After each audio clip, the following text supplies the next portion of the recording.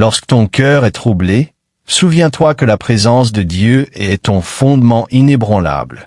Il ne t'invite pas à une solution temporaire, mais à une assurance éternelle que l'on trouve uniquement en lui. Imagine un ingénieur expert concevant un pont pour franchir un canyon profond et dangereux. Il ne se contente pas de jeter quelques planches au-dessus du vide. Il fourre profondément dans le rocher solide de chaque côté, créant une fondation incassable. Il utilise l'acier le plus résistant, conçu pour tenir ferme face aux vents violents et aux tensions invisibles. Mes chers amis, votre assurance en Dieu est bâtie avec ce même soin divin. Ce n'est pas un sentiment fragile que vous espérez ressentir lorsque la vie est facile. C'est une réalité construite divinement, façonnée par la main du Tout-Puissant. Elle est conçue pour vous maintenir stable et en sécurité au-dessus des courants profonds et invisibles de l'anxiété. L'anxiété murmure que le sol s'effondre sous vos pieds et que vous êtes sur le point de tomber. Mais Dieu a bâti en vous, par Jésus-Christ, une assurance qui ne peut être brisée. C'est une forteresse pour votre âme, un pont de paix dans un monde en tumulte. Cette assurance ne repose pas sur votre propre force, mais sur l'œuvre parfaite du Maître constructeur. L'Écriture nous dit, dans le psaume 34, verset 4, « J'ai cherché l'Éternel, et il m'a répondu, il m'a délivré de toutes mes frayeurs. » Ce n'est pas l'histoire d'un homme sans peur, mais celle d'un homme qui savait où déposer sa peur. La confiance de David venait directement de sa rencontre avec le Dieu vivant. Aujourd'hui, je vais explorer comment le plan de David, dans le psaume 34, transforme notre tourment intérieur en un sanctuaire d'assurance divine. Je vais aussi prier une prière puissante avec vous, au nom puissant de Jésus. Alors regardez jusqu'à la fin et ouvrez vos cœurs pour recevoir les bénédictions de cette prière. Maintenant, examinons cette vérité puissante. La bonté de Dieu n'est pas un concept abstrait, mais une réalité vécue. Mes amis, votre chemin de l'anxiété vers l'assurance commence par une invitation personnelle de Dieu lui-même. C'est une invitation à aller au-delà du simple fait d'entendre parler de son caractère, pour le rencontrer réellement par vous-même. La Bible présente cela non comme un exercice intellectuel, mais comme une expérience véritable. Le psaume 34, verset 8, dit « Goûtez et voyez combien l'Éternel est bon. Heureux l'homme qui se confie en lui. » C'est un commandement actif, une invitation directe, et non une suggestion passive. Pour goûter quelque chose, vous devez vous en approcher, vous devez le recevoir. Vous ne pouvez pas connaître la douceur du miel simplement en regardant le pot à l'autre bout de la pièce. De la même manière, vous ne pouvez pas connaître la bonté de Dieu à distance. L'anxiété vous maintient éloigné, préoccupé par ce qui pourrait mal tourner. La foi vous rapproche, vous invitant à expérimenter ce qui est éternellement juste et vrai. Cette expérience personnelle de la bonté de Dieu devient le fondement de votre assurance. Elle devient votre propre histoire, un témoignage de sa fidélité sur lequel vous pouvez vous appuyer. Lorsque vos émotions crient la peur, votre esprit peut se souvenir du goût de sa grâce. L'Écriture le confirme dans la première épître de Pierre, chapitre 2, verset 3. « Si vous avez goûté que le Seigneur est bon. » Vos expériences passées de sa grâce sont la preuve dont vous avez besoin face à vos difficultés présentes. Elles sont les rappels puissants que le Dieu qui a été bon envers vous autrefois est le même Dieu qui est bon envers vous aujourd'hui. Considérez l'histoire de Gédéon dans le livre des Juges. C'était un homme submergé par la peur et le doute, caché de ses ennemis dans un pressoir. Lorsque l'ange de l'Éternel lui apparut et l'appela vaillant héros, cela ressemblait à une plaisanterie. Sa réalité était remplie d'anxiété, non de courage. Alors Gédéon demanda un signe à Dieu, non pas une seule fois, mais à plusieurs reprises. Il plaça une toison de laine, demandant à Dieu de la rendre humide tandis que le sol autour resterait sec. Puis il demanda que le sol soit humide pendant que la toison demeure parfaitement sèche. Il demandait à goûter et à voir la puissance de Dieu d'une manière réelle et tangible. Il lui fallait plus qu'une promesse. Il avait besoin d'une expérience personnelle pour bâtir sa foi. Et Dieu, dans sa grande miséricorde, a gracieusement rencontré Gédéon dans son lieu de doute. Il a fourni la preuve dont Gédéon avait besoin pour avancer avec courage. Voilà le cœur de Dieu à votre égard. Il n'est pas offensé par votre besoin d'assurance. Il vous invite à mettre ses promesses à l'épreuve dans votre propre vie. Votre assurance se renforce lorsque vous lisez sa parole et que vous la voyez s'accomplir dans vos circonstances. La Bible nous rappelle, dans le psaume 119, verset 103, que tes paroles sont douces à mon palais, plus que le miel à ma bouche. L'amertume de l'anxiété ne peut demeurer lorsque votre âme est remplie de la douceur de sa vérité. Concentrons-nous maintenant sur la puissance transformatrice d'un cri sincère. Mes chers amis, il existe une différence profonde entre s'inquiéter en silence et crier vers Dieu avec foi. L'inquiétude est une conversation que vous avez avec vous-même, répétant sans cesse vos peurs. La prière est une conversation que vous avez avec Dieu, centrée sur sa puissance illimitée. L'anxiété tourne votre regard vers l'intérieur et vous entraîne dans un sentiment d'impuissance. Un cri du cœur adressé à Dieu tourne votre regard vers le haut et vous relie à un secours tout-puissant. David comprenait très bien cette différence. L'Écriture dit dans le psaume 34, verset 6, « Remarquez l'ordre puissant des événements. Il a crié, l'Éternel l'a entendu, puis l'Éternel l'a sauvé. » Votre délivrance de la peur est directement liée à votre cri vers lui. Votre cri est le son de votre dépendance à Dieu. C'est la voix de votre confiance en lui. Beaucoup d'entre nous souffrent en silence, croyant que leur anxiété est un fardeau privé qu'ils doivent porter seuls. Nous pensons que reconnaître notre épuisement est un signe de faiblesse.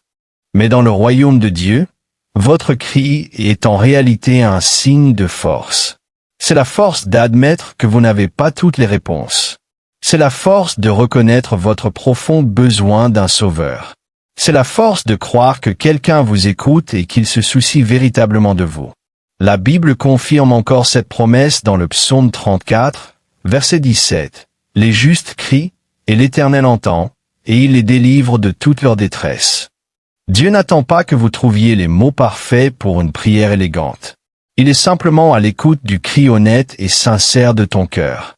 L'Écriture nous dit aussi, dans le psaume 18, verset 6, que ton cri attire immédiatement et personnellement son attention. Pense à l'histoire de Bartimée l'aveugle dans l'Évangile selon Marc, chapitre 10. Il était assis chaque jour au bord du chemin, un mendiant dont toute la vie était définie par sa limitation. Lorsqu'il entendit que Jésus passait, il ne murmura pas une prière timide pleine d'espoir. L'Écriture dit qu'il se mit à crier « Jésus, fils de David, aie pitié de moi ». La foule essaya de le faire taire, lui disant de garder son désespoir pour lui. Ils tentèrent de réduire son cri au silence, tout comme le bruit du monde essaie souvent de faire taire ta foi.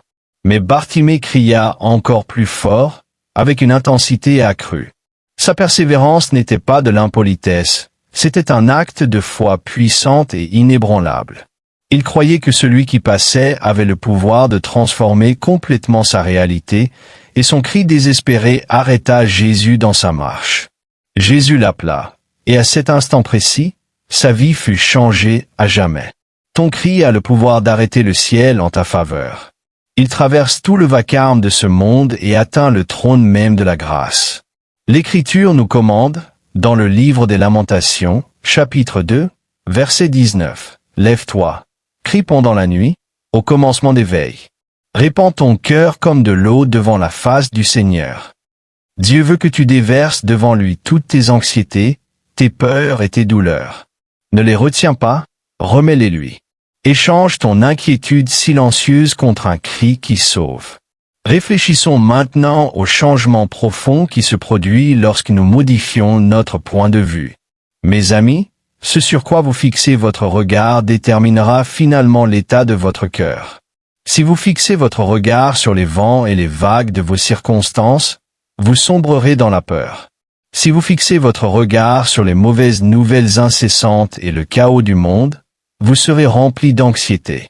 Mais si vous choisissez de fixer votre regard sur le Seigneur, quelque chose de surnaturel commence à se produire en vous. Votre perspective change complètement, et tout votre être est transformé de l'intérieur vers l'extérieur. David a décrit magnifiquement cette transformation dans le psaume 34, verset 5. Ils ont tourné les regards vers lui, et ils ont été rayonnants, et leurs visages n'ont pas été couverts de honte. Regarder vers Dieu ne se contente pas de résoudre votre problème immédiat. Cela vous transforme réellement. Le mot « rayonnant » signifie briller intensément, être rempli de lumière. L'anxiété projette une ombre sombre sur votre âme, mais un regard tourné vers Dieu vous remplit de sa lumière glorieuse. La honte de vos échecs passés et la peur de vos inquiétudes futures commencent à perdre leur pouvoir. Elles sont remplacées par une confiance sainte, un éclat visible de la grâce de Dieu sur votre vie. Ce n'est pas quelque chose que vous pouvez produire par vous-même par la pensée positive. C'est le résultat direct du temps passé dans sa présence. C'est le reflet de sa gloire qui brille sur vous et à travers vous. L'Écriture explique ce processus dans la deuxième lettre aux Corinthiens, chapitre 3, verset 18. Nous tous qui, le visage découvert, contemplons comme dans un miroir la gloire du Seigneur, nous sommes transformés en la même image, de gloire en gloire, par l'Esprit du Seigneur. En le contemplant, vous devenez semblable à lui. Votre caractère est transformé, votre intelligence est renouvelée, et votre esprit est fortifié. L'assurance que vous recherchez se trouve dans cette transformation intérieure qu'il opère en vous. Considérez l'histoire puissante d'Étienne dans le livre des Actes des Apôtres. Il était jugé pour sa foi, entouré d'une foule en colère prête à le tuer. Il était faussement accusé, confronté à une mort violente et certaine. C'était une situation conçue pour produire un maximum de peur et d'anxiété. Mais Étienne ne regardait pas ses accusateurs, et il ne fixait pas non plus ces circonstances terrifiantes. L'Écriture dit, dans les Actes des Apôtres, chapitre 6, verset 15, « Tous ceux qui siégeaient au conseil, fixant les yeux sur lui, virent son visage comme le visage d'un ange. Son visage était rayonnant, non d'un courage humain, mais d'une gloire céleste. La Bible nous dit qu'étant rempli du Saint-Esprit, il fixa les regards vers le ciel. Il vit la gloire de Dieu, et il vit Jésus debout à la droite de Dieu. Son regard était entièrement fixé sur une réalité supérieure et éternelle. Cette perspective divine lui donna une paix surnaturelle qui dépassait toute la haine qui l'entourait. Il était si fermement établi dans son assurance que ses dernières paroles furent une prière de pardon pour ses meurtriers. Voilà la puissance d'un regard tourné vers Dieu. Il vous élève au-dessus du tumulte du moment présent. Il vous relie à la réalité éternelle de son royaume. Dieu lui-même lance cette invitation universelle dans le livre d'Ésaïe, chapitre 45, verset 22. Votre salut face à la peur se trouve en détournant vos regards de tout le reste et en regardant uniquement vers lui, mes amis. Le chemin de l'anxiété à l'assurance n'est pas une carte secrète, mais une relation révélée. Il se construit en goûtant à sa bonté, en criant vers lui dans votre besoin, et en fixant votre regard sur lui. C'est l'échange divin qu'il vous propose aujourd'hui. Votre anxiété contre son assurance inébranlable. Maintenant, à tous ceux qui entendent ma voix, allons devant le Seigneur dans la prière. Je vous invite à prier cette prière avec moi, ou à l'écouter avec foi, afin de recevoir toutes les bénédictions qui y sont attachées. Prions notre Dieu plein de grâce et d'amour. Père céleste, Dieu tout-puissant, tu es le roi de toute la création, celui qui était, qui est et qui vient. Ton nom est une tour forte, et le juste s'y réfugie et se trouve en sécurité. Je te remercie parce que ton amour est éternel et que ta fidélité s'étend jusqu'aux cieux. Je te suis reconnaissant pour le don de ton Fils, Jésus-Christ, par qui j'ai accès à ton trône de grâce. Père, pardonne-moi chaque fois que j'ai péché contre toi. Pardonne-moi pour les moments où j'ai laissé la peur gouverner mon cœur au lieu de la foi. Pardonne-moi d'avoir douté de ta bonté, d'avoir remis en question tes promesses et de m'être appuyé sur ma propre intelligence alors que j'aurais dû te faire confiance. Je me repens d'avoir accordé plus d'attention à la voix de l'anxiété qu'à celle de ton Saint-Esprit. Comme tu m'as pardonné, je pardonne aussi à ceux qui m'ont fait du tort. Seigneur, je t'apporte maintenant mes anxiétés et mes inquiétudes et toutes les incertitudes qui pèsent lourdement sur mon esprit et sur mon âme, je les dépose au pied de la croix. Je reconnais que je ne sais pas ce que l'avenir me réserve, mais je choisis de te faire confiance, toi qui tiens l'avenir entre tes mains. Je refuse d'être paralysé par les possibilités et par l'inconnu. Je remets plutôt ma vie, mes proches et mes circonstances entièrement entre tes mains pleines d'amour. Je déclare que tu es mon refuge et ma forteresse, mon Dieu en qui je me confie. Au nom puissant de Jésus, je réprimande l'esprit de peur qui cherche à tourmenter mon esprit et à voler ma paix. Au nom de Jésus, j'ordonne maintenant à l'anxiété, à l'inquiétude et à la panique de me quitter. Seigneur, brise toute chaîne de peur générationnelle et tout mensonge de l'ennemi qui me dit que je suis seul ou abandonné. Je déclare que je n'ai pas reçu un esprit de peur. Je reçois ta puissance pour marcher avec courage, ton amour parfait qui chasse toute crainte, et un esprit sain et équilibré, fermement attaché à toi. Seigneur, je te demande que tes bénédictions débordent dans chaque domaine de ma vie. Répands ta guérison divine sur mon corps, sur mon esprit et sur mes émotions. Là où il y a eu maladie et affliction, apporte ta restauration surnaturelle. Là où il y a eu des brisures, apporte ta restauration divine. Je prie pour une guérison profonde de mon âme, pour que tu répares les blessures cachées et que tu apportes la paix dans les troubles intérieurs que personne d'autre ne voit. Guéris-moi des blessures du passé, du chagrin et des déceptions. Que ta paix, qui dépasse toute intelligence, garde mon cœur et me protège de toute détresse. Dieu Tout-Puissant, je prie pour être délivré de tout piège et de tout filet de l'ennemi. Protège-moi de tout danger et de tout mal, visible et invisible. Sois un bouclier tout autour de moi. Je te demande de me donner une victoire surnaturelle dans chaque domaine de ma vie. Seigneur, je te présente aujourd'hui ceux que j'aime. Veille sur eux, guide-les et protège-les sous l'ombre de tes ailes. Seigneur, alors que je prononce cette prière avec tous ceux qui l'écoutent, je te rends grâce pour chaque cœur qui s'ouvre devant toi en ce moment. Nous nous accordons ensemble dans la prière, intercédant les uns pour les autres. Au nom de Jésus, nous déclarons, en tant que famille de la foi, que nous marcherons dans l'assurance et non dans l'anxiété. Nous recevons ta guérison pour nos corps et ta paix pour nos pensées. Nous te remercions parce que tes anges campent autour de nous pour nous protéger. Nous avons confiance que ta bonté et ta miséricorde nous accompagneront tous les jours de notre vie. Seigneur, nous te donnons tout honneur et toute louange.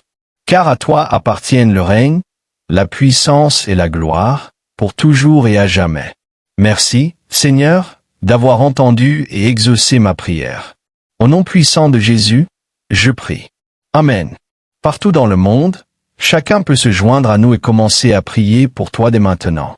Tiens ferme dans la foi avec nous pendant que nous prions. À Dieu soit toute la gloire. Que la grâce et la paix de notre Seigneur Jésus-Christ soient avec vous tous.